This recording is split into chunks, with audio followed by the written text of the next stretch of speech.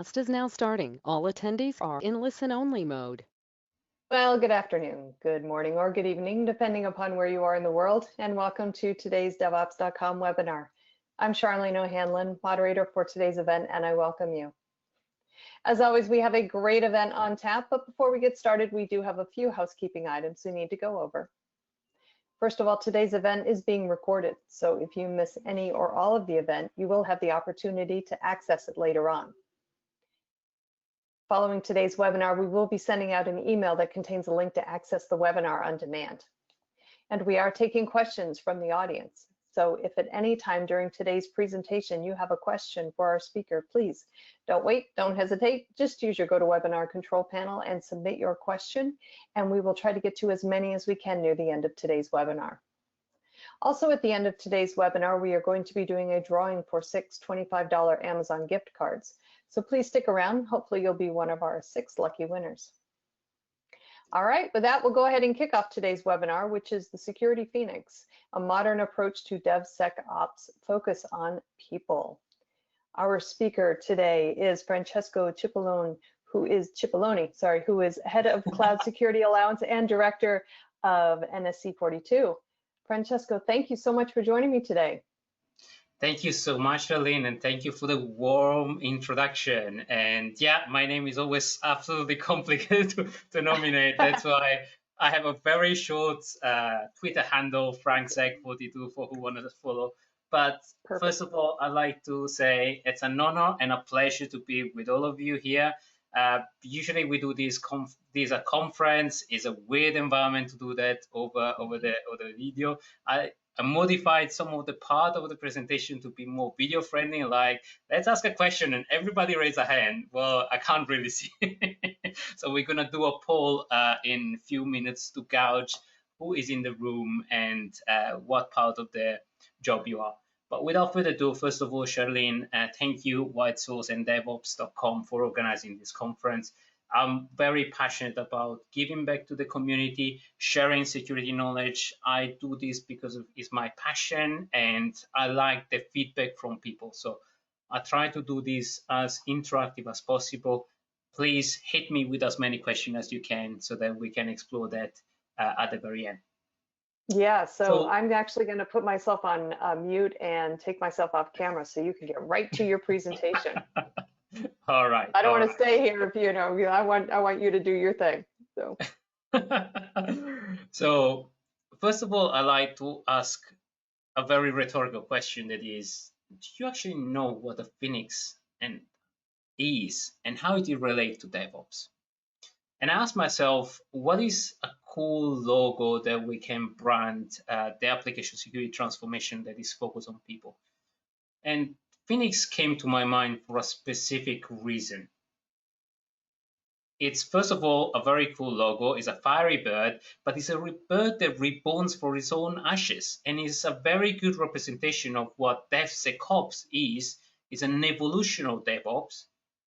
From DevOps ashes, we reborn about DevSecOps. And we're going to see that why in the presentation of today. But I'm going to ask you a trivia that you can answer at the very end of the presentation. That is, can you figure out the number 42? What is the fundamental question that you answer to? And if you're thinking the hijacker guide for the galaxy, you're probably on the right track. But we're going to explore that at the end of the presentation. If you haven't had the chance to think about what that number is, I'm gonna give you the answer. So it's my trick to say, stick around till the end of the presentation. But without further ado, let's go on. My clicker is just falling asleep. So we're going to explore today a little bit about the background, about me, and the context of why it's so important to have a maturity matrix and an evolution of maturity matrix. We're going to see the breaches around application security or security breaches, the visibility problem and the traceability problem. All this will prepare you and the context to the Security Phoenix. That is an application security program, a training, and a transformation program. This presentation is effectively distills the knowledge that we gather from many clients, as well as the training that we do, and is a 3-day training. So we're going to cover several aspects, but I want to give you the best of the knowledge of these 3 days training and the information that we gather from the clients. So a little bit about myself. As Charlene kindly introduced me, I'm Francesco Cipollone. I'm the founder of NSC42, or also Nimble Security Consultancy. I'm a former CISO, I'm an advisor and a cloud expert. I've been speaking about application security extensively about everywhere. The last talk of this one was actually in Upside Cali, in sunny California. We are in rainy London today. So maybe not the same context, but absolutely warm to be here with you and sharing my knowledge with all of you. I'm also the chair of the Cloud Security Alliance for UK and Ireland, where we do a lot of research webinar. And we've been helping organizations in various sectors. But if you see the trending, we operate in banking and telco. And I have two things that I keep on repeating at every of my presentation. Security is everybody's job. In any organization, we're going to see that security is so important nowadays. But if we don't collaborate together, we're never going to be secure. And my personal mantra is I need to make security cool and frictionless for my customer, that is you guys. But I want to know a little bit more about you. So Charlene, can you trigger up the poll and can you let me know which part of the organization are you from? Yeah, so the poll should be right up on your screen now. Select which one of these best applies to your job role, AppSec, InfoSec, or development. Okay, we have 60% development, great. InfoSec, 30%, AppSec, that's great. It's a very good distribution. Development, that's great, because this talk is specifically for developer to grow the knowledge, to grow the understanding of what is an application security problem, what to demand from your fellow InfoSec people, how to collaborate. So. All right, I'm going to go ahead and close out the poll now and let your slides get back up on the screen. Yeah, fantastic. And I can see the poll. So cool. We have 50% development, 25 InfoSec, 23 AppSec. That's great. That's a great distribution. So cracking on. What do I usually talk about? Well, securing all the things. Hey, meme, I love meme, but that's usually my job, and that's usually my face when I enter in an organization. Let's secure everything, and then yeah, well, let's identify what to secure. But let's see. And it's always, as a security person, it's always a risk assessment. It's deciding what to prioritize.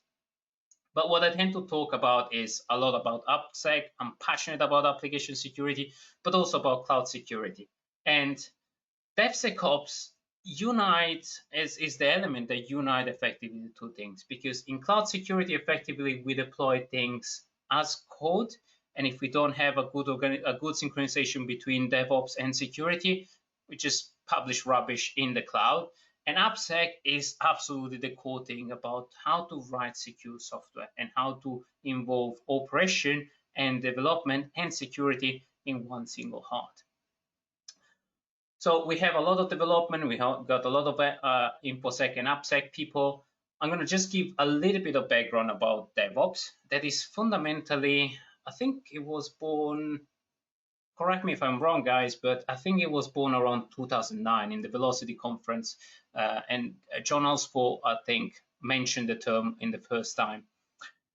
And it's fundamentally the thing of, in the old world, a lot of developers were just focused on doing their job because they were under pressure to deliver, and then releasing things in operation. The operation were just going crazy and saying, this thing doesn't work in operation. Now, in the DevOps world, people start understanding that the two worlds need to collaborate, because there is no point of developer just developing something that doesn't work in operation. And it's not fair for the operation people to blame everything on the developer.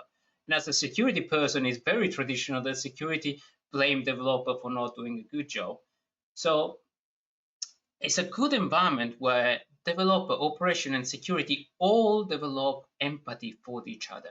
And it's so much of a people people perspective. So when DevOps and security come together, each understand their own problematic, and they collaborate to introduce element of security in all the pipeline, that's when DevOps and security, or DevSecOps, actually works.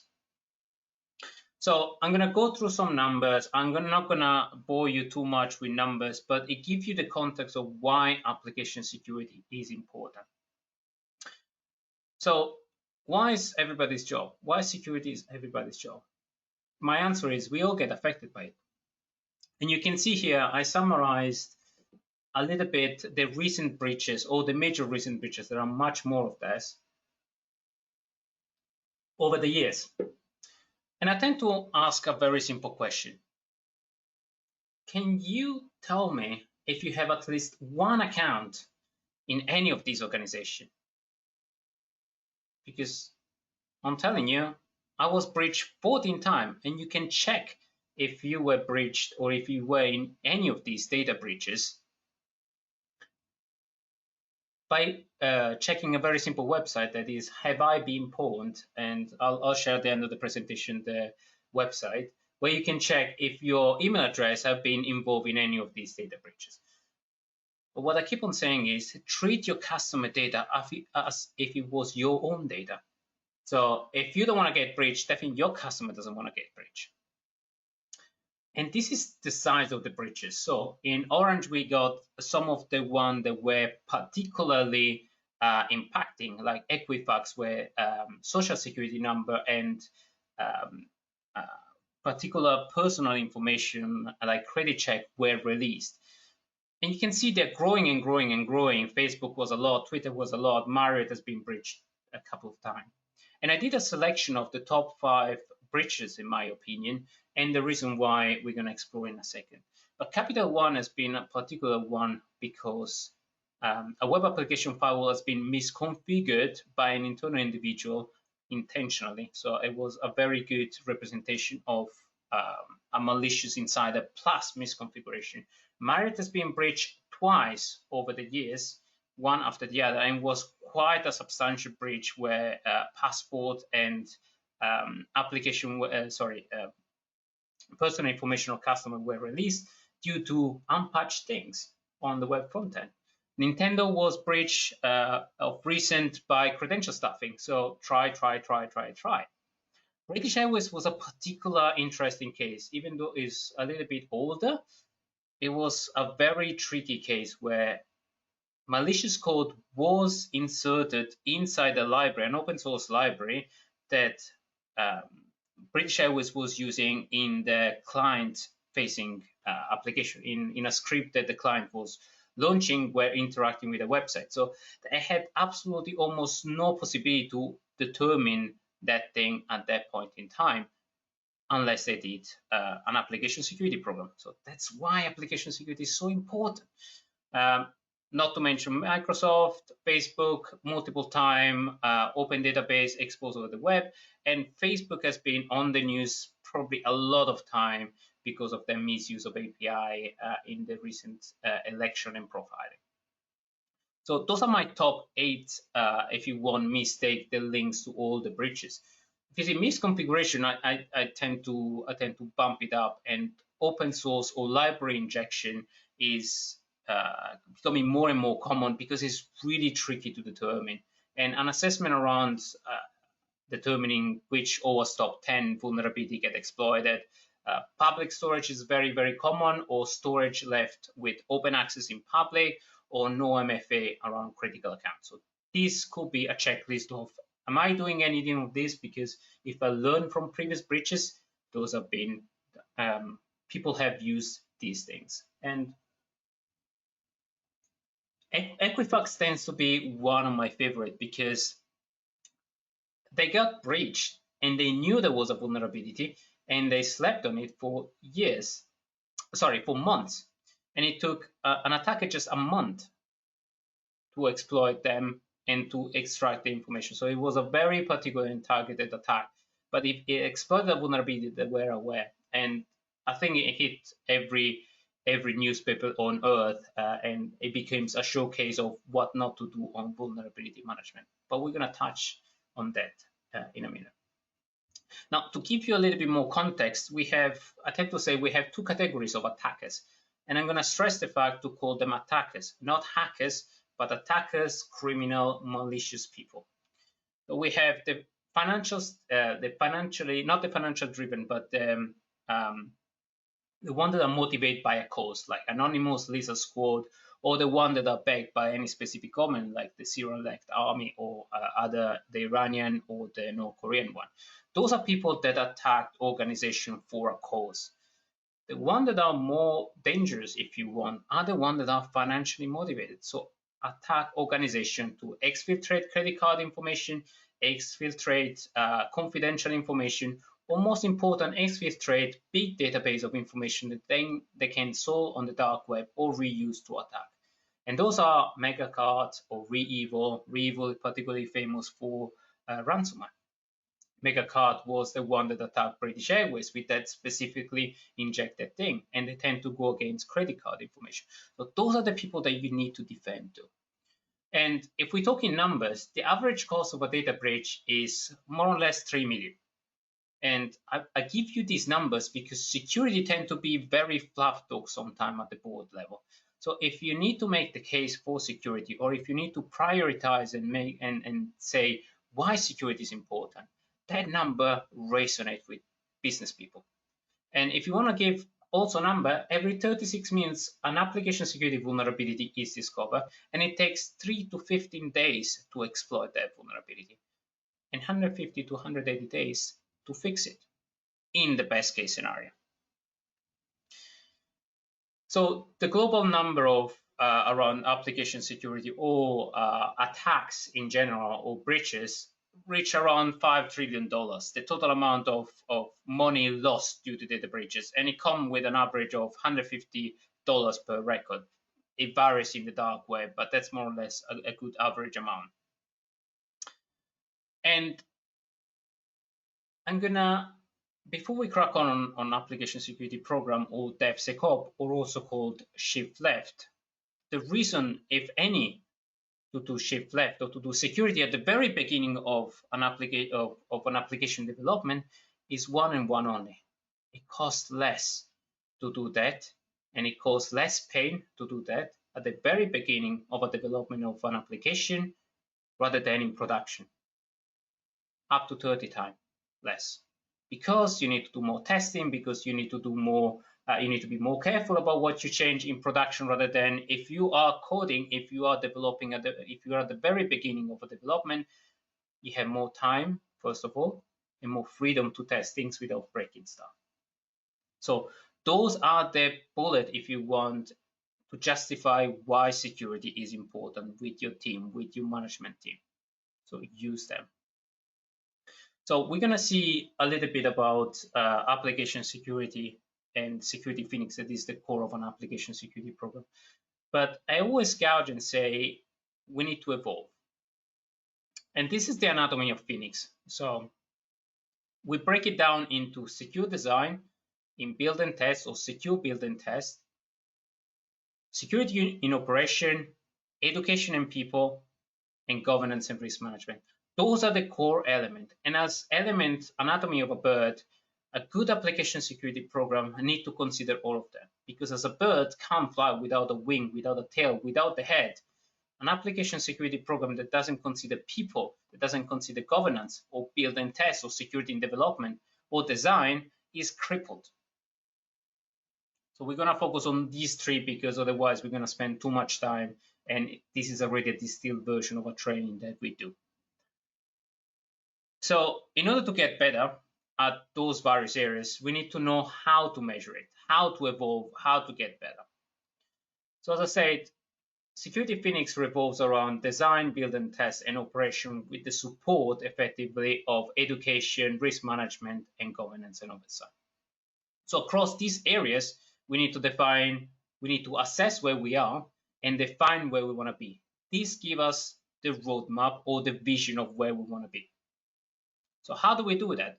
Well, we put together a maturity matrix that defines stages and tasks at each stage to do so that you can measure it. And there are a couple of open standards called BSIM and SAM that we map this matrix to, and we kind of try to leverage the good part and the bad part of those open standards in order to define a good maturity matrix that define step by step what you need to do. But it's also key for us because what we tend to do is we tend to focus on what do we measure and how do we measure. So a lot of very ambitious program tend to say, well, we need to measure DevSecOps around the whole organization. And that doesn't mean anything. So you need to measure things while you progress. There is absolutely no point of measuring how many applications have breached your security SLA if you haven't defined your SLA, right?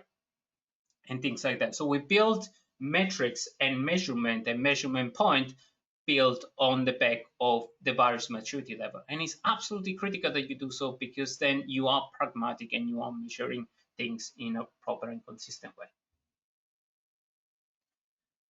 So now back on the problem. The visibility problem is the first problem that you're going to get when assessing and when you're launching your application security program. And I tend to do that, I tend to describe the visibility problem with an analogy. From a security perspective, if you don't have visibility on your environment, it's like walking in a room full of broken glass. You kind of can step forward and check with your foot if you have a specific problem, but you don't know the extent of it.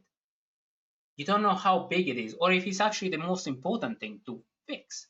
What I tend to suggest is shine a light. Create a good database, create a good aggregation, like a warehouse, of what you have in code. So what are all your Bitbucket or your GitLab or your GitHub or your storage of your code? Define and label them where they are, in which stage. Are they in production? Are they candidate? Are they MVP or VP or P? Viable product or minimum viable product. So have a good catalog, because it's the only way to know for sure and to assess for sure how you are from a security perspective. And then onward, we move to the traceability. And I tend to describe this with an analogy. And we all get hungry, and I like cake, so cake is usually my favorite analogy. But consider application security as is baking a cake. You need to take the recipe. Then you need to put the ingredient together, the libraries, the code, and you aggregate them where you're going to deploy. And then you release the cake. Now, as a security person, assume I'm a health inspector. Assume I need to judge how good your cake is. Well, it's going to be very complicated. I can slice it, I can try it, I can determine if I'm sick, but that's going to take days. Or I can ask, can you show me your manifest, your register, or the design of the cake? What ingredient did you use? And can I check for all of these ingredients if they're rotten or not, if they have a specific vulnerability?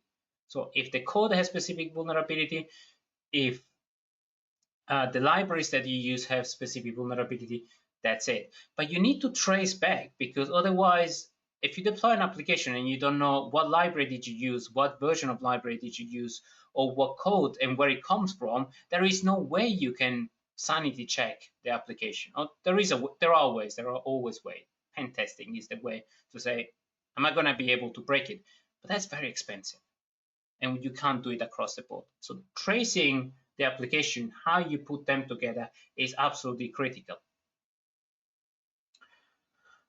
So let's explore now the core part of the program and what does mean application security, or shift left, or DevSecOps. So I tend to describe DevSecOps as a traditional streamlined approach. Actually, not DevSecOps, sorry. The traditional approach to security is you have people designing, and then people from a security perspective reviewing it, doing a check. Have you done at least your non-functional requirement or your security requirement? Yes or no? That takes time and delay. Security equal friction in that case. Then developers start building an application, and then security needs to review that application in a certain way. Again, another delay. Then you release an operation, and a specific time as a security people, we need to test. Delays. Security is seen as delay of project. I don't like that perception because security is part of the organization. So what I like to focus is security as a streamlined process and a parallel process. A lot of, for example, the non-functional requirement, the security requirement, the control, call it whatever you want, can be gathered at the very beginning. Can be made, any security people can make a list of the policy and what control do you need to apply, because those are the agreement of the organization on how and what control to use. And we can sanity check that in the design time. In design, I say if you want to do a security thing in design is use your controls, first of all, and second, do threat modeling. So define what kind of things can break my code, what kind of things can break my application. That you determine the threat. And if you do one single thing in security during design, threat modeling is key. And I'm not going to being able to explain a lot about the design time, but we can take question at the very end, or we can talk about it in the training. But let's focus on the build and test part. So the build and test tend to be, how do you check the code while you build it, and how do you test the application while you develop it? So it tend to be, I check the code, I release it, not in production, in testing, I'll test it, but I test it from a testing perspective, from a quality, but also from a security perspective. So we tend to introduce at this stage two specific technology, that is static code analysis, that is checking your code, and I tend to suggest doing static code analysis in two ways. At runtime, while you write your code, so you can spot immediately and fix immediately things or the vulnerabilities. Not very effective, but very, very fast. And then do security test, do static code analysis on your code with a parallel pipeline. So don't insert static code analysis at the very in every release, because what they're gonna cause is an enormous slowdown in your release. That depends on your organization, so it's a risk assessment. But my recommendation tend to be do static code analysis as a parallel pipeline, so you can gauge all your code, the quality of all your code, and then in testing, do testing while you're releasing testing phase, because at that time you have much more time than in production. Because when you want to release your code in production, your product owner probably want to say, well, it goes, and it doesn't want to listen, I need to do security. And if you do continuous testing, then the security team come to you and say, well, have you done security testing? Yeah, show me the result. That's done. That's all the check that needs to be done. So that's important. And you can repurpose some of those tests in production so that your pen test becomes much cheaper. Now, let me explore this SDLC in a much more detailed part. And don't want you to focus too much on the picture. We're going to go through the picture in the various areas of the presentation. Those are the main building blocks, if you want, of the application security program and how to do it. Application asset register, scanning for vulnerability, visualizing, triaging, remediating, and resolve. Those are the things to keep it in mind. Don't focus too much on the picture right now. We're going to see each part. Now, visualizing vulnerability is cool, but how to manage vulnerability is ultimately the key of a security person, doing risk management, doing vulnerability management. Let me give you a few definitions. A vulnerability can be discovered or is a problem. A vulnerability is fundamentally a problem measured in a certain way. A vulnerability assessment is a point-in-time test of your vulnerability. And I stress the fact it's a point in time. What we want to strive and achieve is a vulnerability management that is an ongoing process of assessing and evaluating which vulnerability to fix. So, well, where a vulnerability assessment leaves you with a gap of problems for a specific span of time that you're not fixing the vulnerability management is an ongoing process, and that's what we should strive. So the pillars for the vulnerability management is this circle, and it's a circle because it's we start somewhere but we never end. So it's fundamentally the pillars that we saw before, is assessing your code, having your asset register of your code and assessing it, then triaging, identifying what is good, what is bad from the static code analysis, from the dynamic code analysis, then deciding what to prioritize, what to fix first, visualizing with graph, with trending, whatever, deciding what to remediate ultimately, so what to fix and what to build, then testing it, and then starting all over again, because your posture will be changed at that point in time. So that graph can be turned into something actionable with the A, B, C, and D of application security. Sorry, I had to introduce the D.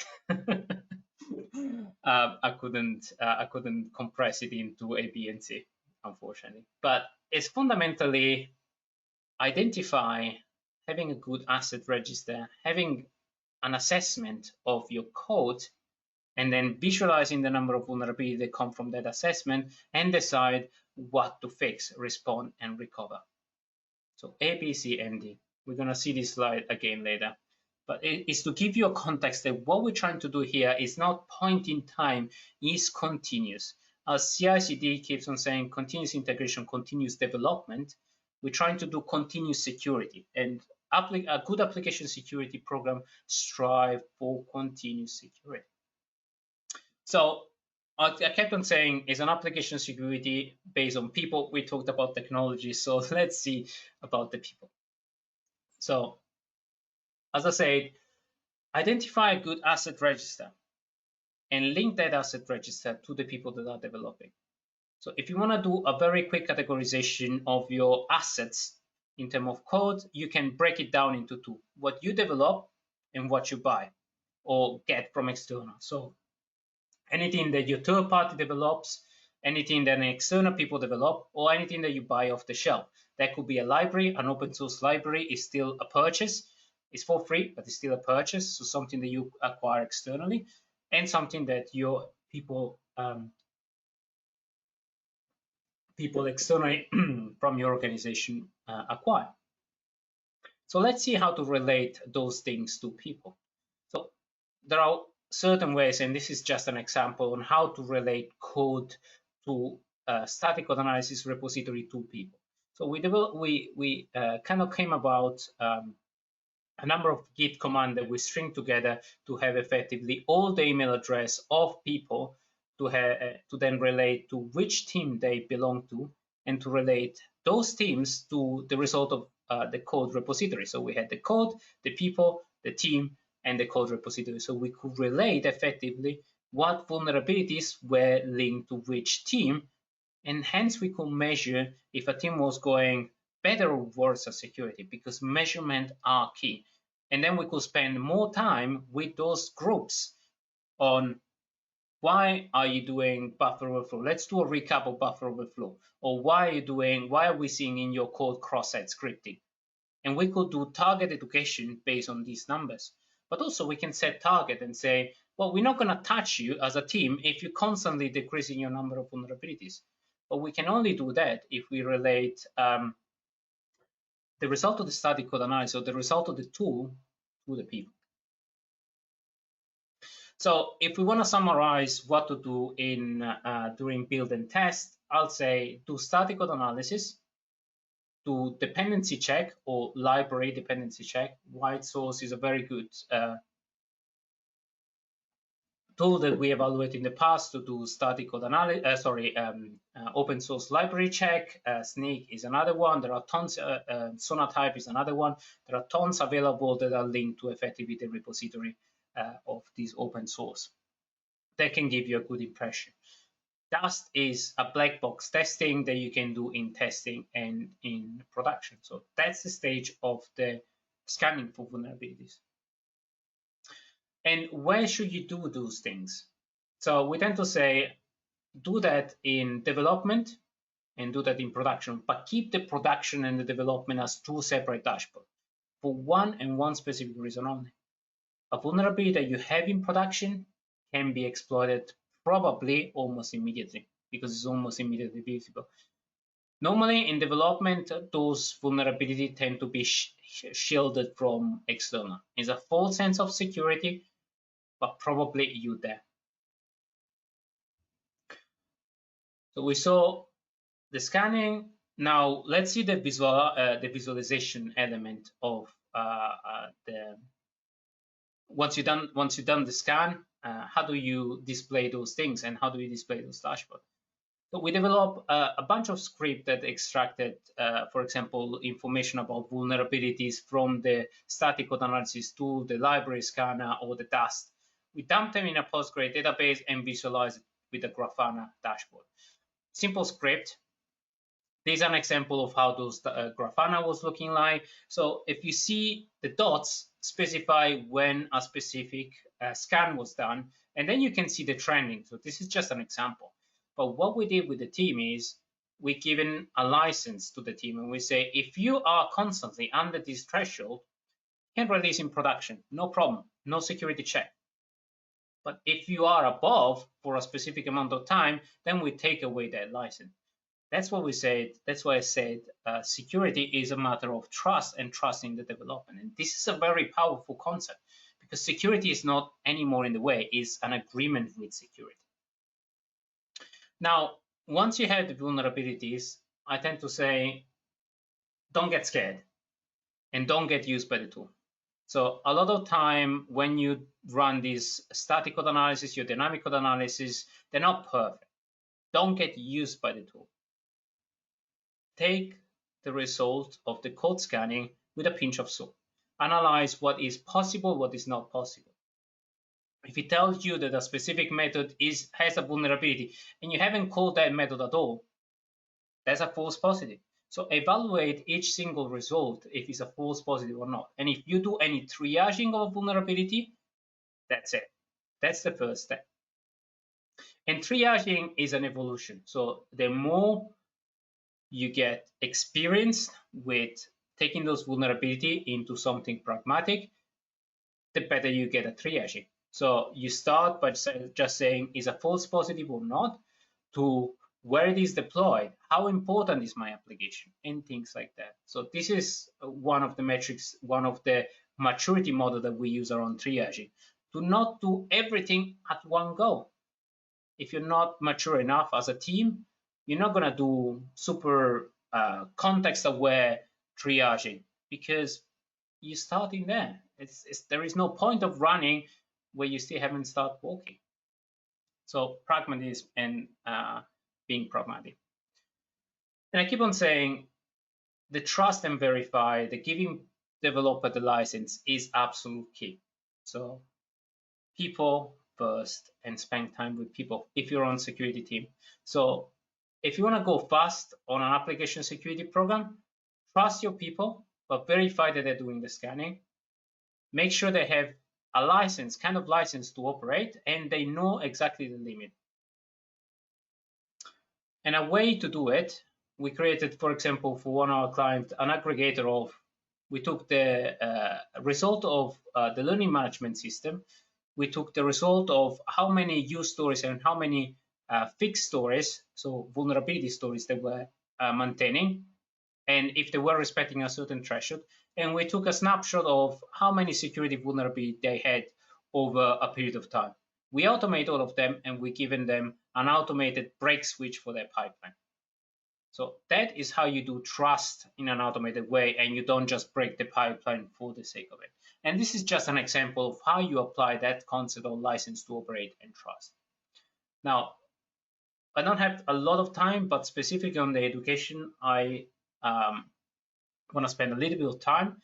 I mentioned before, craft training based on the scanner's faults, because then you can decide, okay, this team is lacking from a security perspective. You can decide this team is lacking expertise on this, or has done a training on cross-site scripting, but I see a lot of cross-site scripting in their code, so they're either not paying enough attention or they don't remember the training. It's pointless to send the developer on a 4-day training course based on cross-site scripting if they're not having cross-site scripting or buffer overflow. You're going to kill the developer. So do development on the job, or training on the job. Spend some time with the developer as a security person, and that's what we do in our application security training. So we spend time with the developer and we focus on what is the problem at hand. And it's harder, but it delivers much more result. And if anything, make security entertaining. Do capture the flag internally and give rewards because it costs you less than a bug bounty program. So I want to recap with a couple of things. So the maturity model is absolutely key because you can define step, and we saw the step. So static code analysis, SLAs, or breaking the pipeline is, for example, a maturity level 3, or automating phasing, library testing, the threshold, and those things are maturity 5, for example.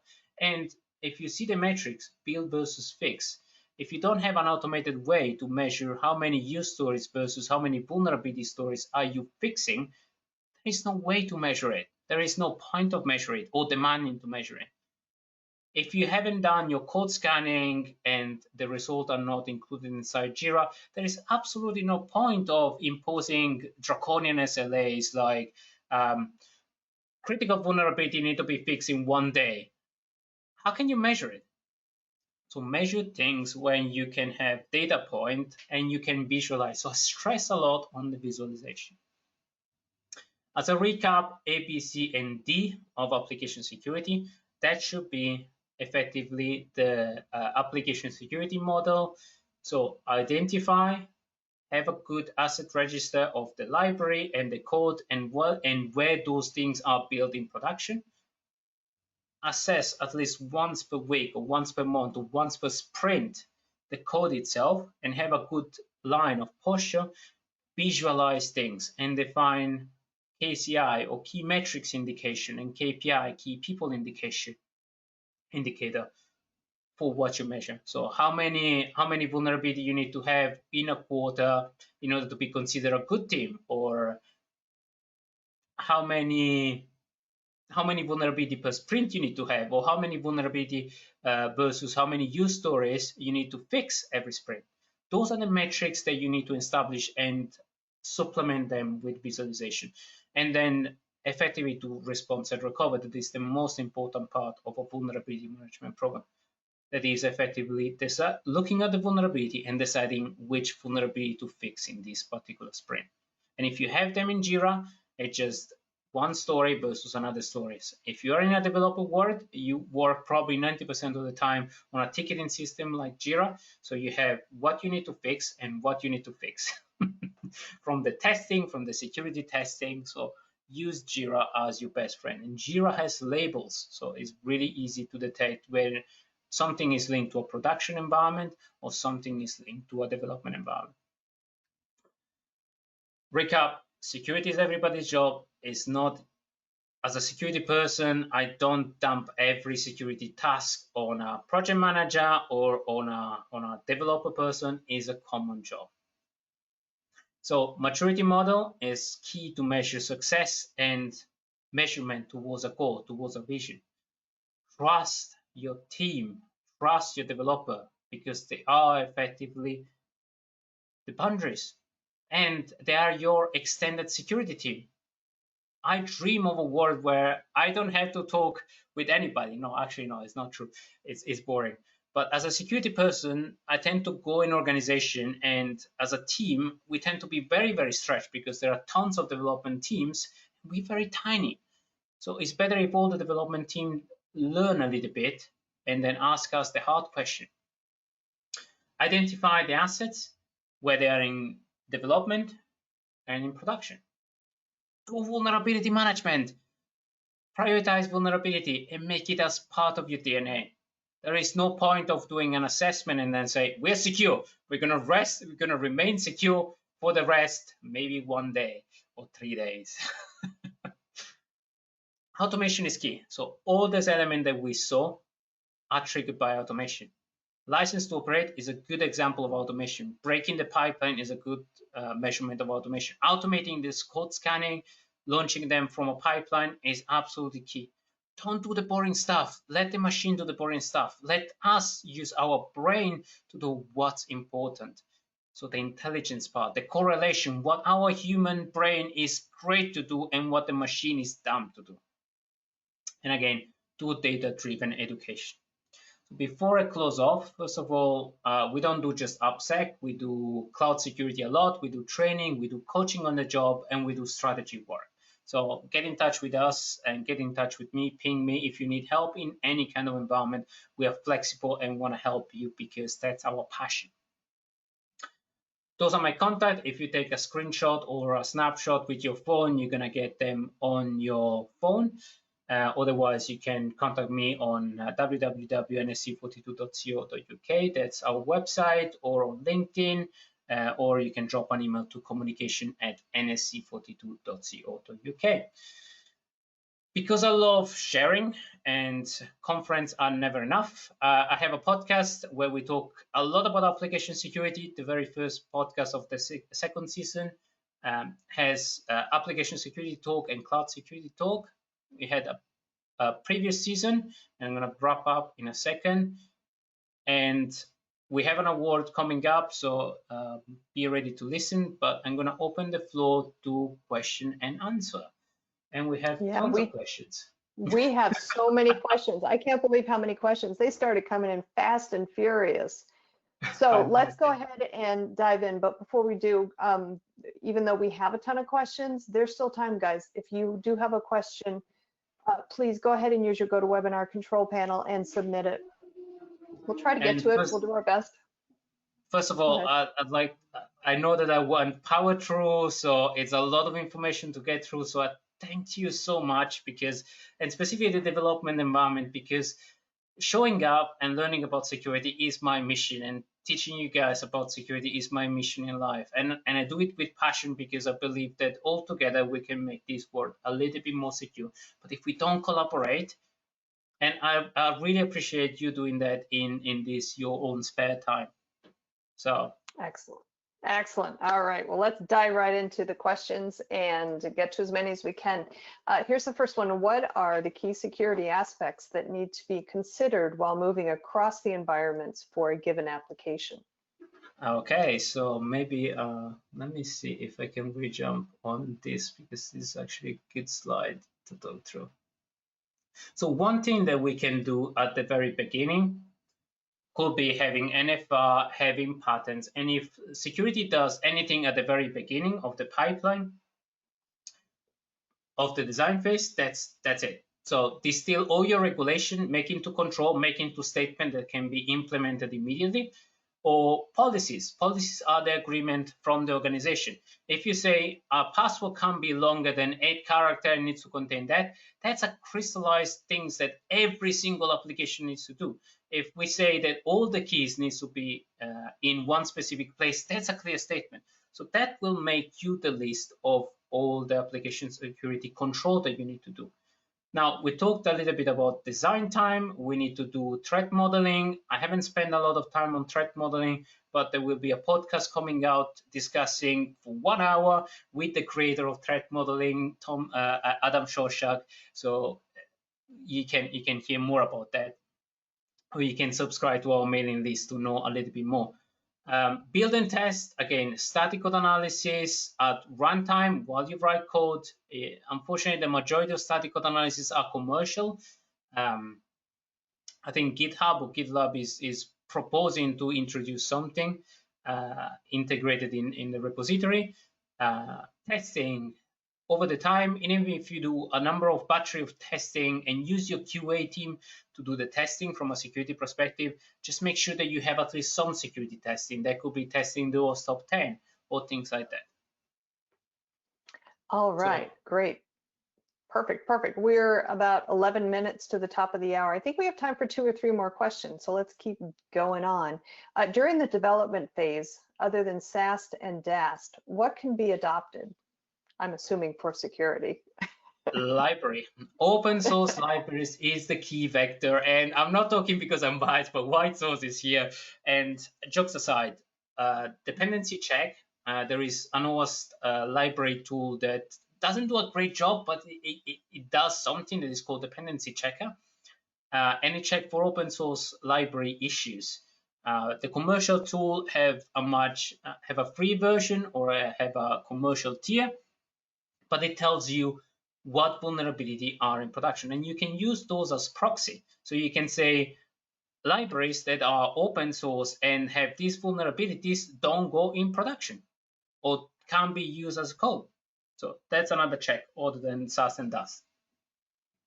Another All question? right. Yeah, sure. Let's see. What Linux distro would you prefer while dealing with the security aspect in an organization? Kali or another? Kali is a very good example of, yeah, Kali is a good example of testing, but a distro doesn't necessarily, I mean, Kali is great because it has a lot of tool to test things and has Metaexploit. So there is tons of things that you can use, but there is OWASP tool. So if you don't know OWASP, have a look because it has tons of materials and open source small micro things that can help you. Like NetHacker is a very good tool to test against open vulnerabilities and doing dynamic testing.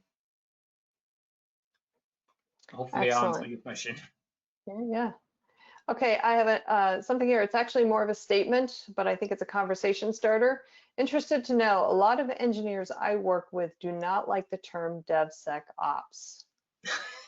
What do you have to say about that?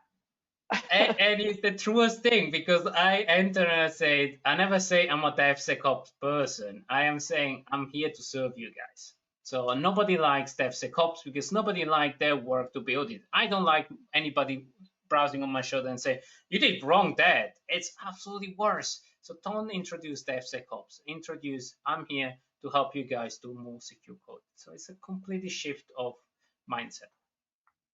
So it's Making getting, it pragmatic.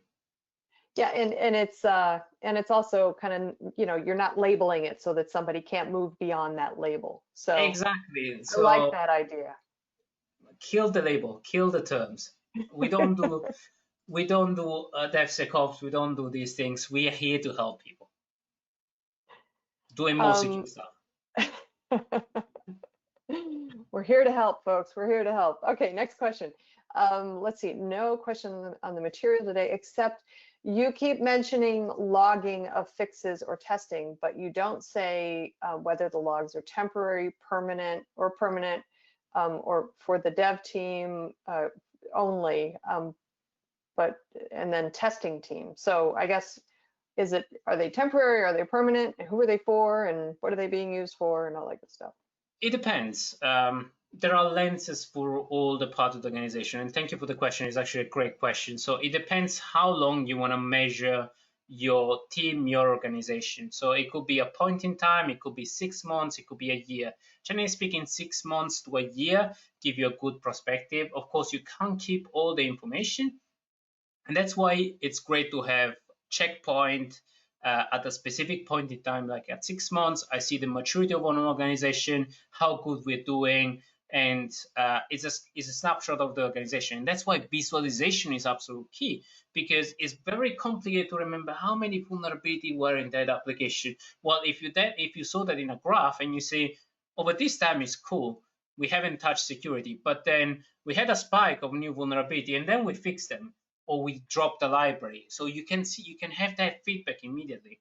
So it doesn't matter that graphics are good and CLI is cool for engineers. Engineers like also to see, because visualizing vulnerability or the trending gives them some feeling of, maybe we shouldn't use that library. Maybe we should drop that piece of code. I hope I answered your question. All right, great. We're about 6 minutes to the top of the hour. I think we have time for one more question.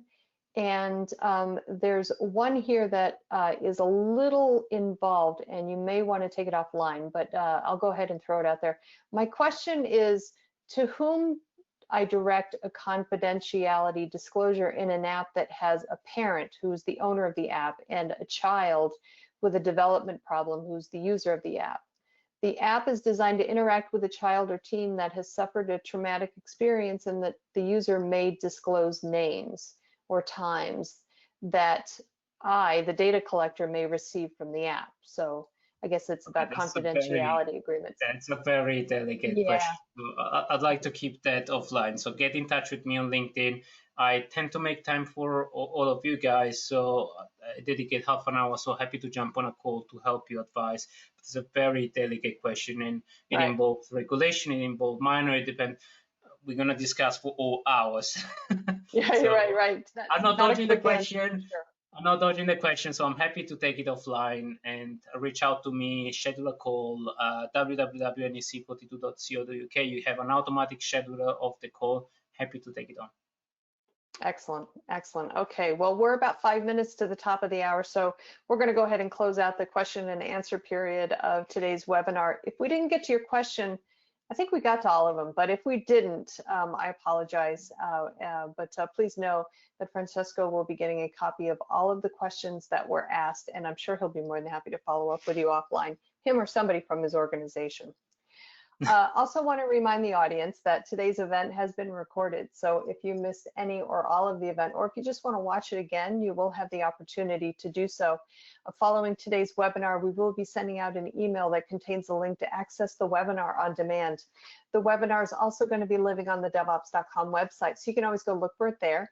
Just go to devops.com/webinars, look in the on demand section, and it should be right there waiting for you. Also we at the forgot top. one thing. Sure, what?